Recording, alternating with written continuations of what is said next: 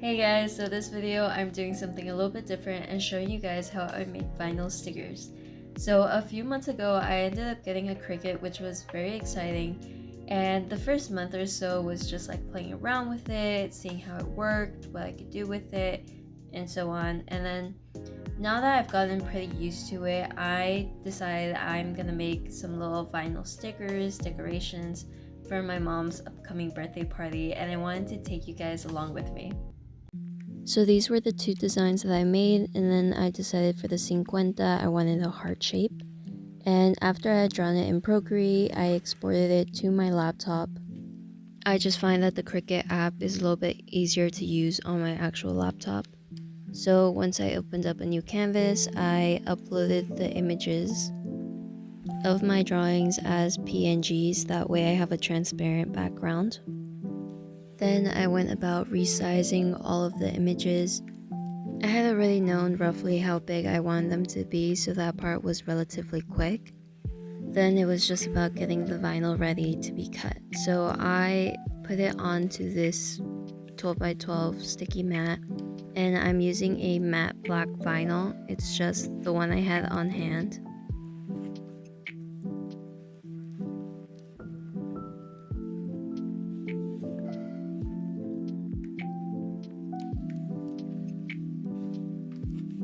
So what I like to do to sort of save space on the vinyl that I'm cutting is that I just arrange it in a way where everything can be cut somewhat close together. That way I'm not wasting any vinyl. And usually this just takes about a minute or two of arranging and finding what works best. And in the case of the hearts, I still wanted it to be cut with the paper backing that the vinyl has. So in order to do that, I cut it with an offset to make sure that the paper backing will still be on the vinyl. So once I have it all arranged, I go ahead and cut, and I input what material I'm using and so on. After this, it's just letting the machine do its job. It's relatively quick. I think it took about 3-4 minutes to cut completely. So once it was done cutting, I used this scraper tool just to sort of help me lift up the vinyl, just because the mat is pretty sticky. And even though I did cut it with an offset, it didn't cut completely all the way through. I think it's because I forgot to adjust the level for how deep the cut is supposed to go, but I just went really quickly in with an X-Acto knife, and very lightly too. For the Feliz Cumpleaños vinyl though, I did not feel like making an offset for it, so I just cut it out really quickly with a pair of scissors.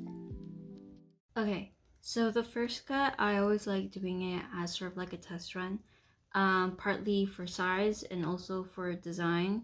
Sometimes things will look fine on my iPad, but sometimes it won't translate the same to the actual vinyl cut.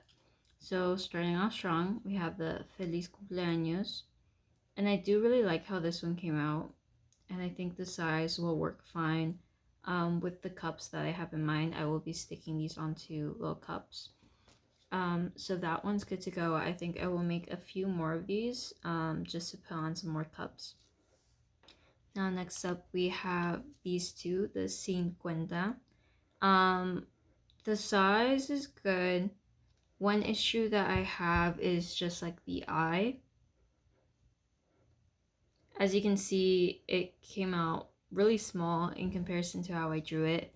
So I will have to make that bigger. I originally thought of maybe just like not adding the little dot onto the eye.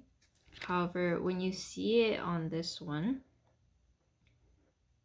the S starts to feel a little bit more like a J, which I'm not really a fan of.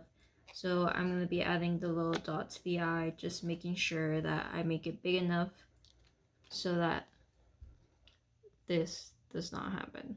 So I will be cutting 2 more of these, and then possibly 2 more of these as well. Not totally sure. So I did end up changing the Feliz Cumpleaños a little bit, just making the Feliz a little bit smaller. And then the 50 I kept with the paper backing, and I sort of had it as a cake topper.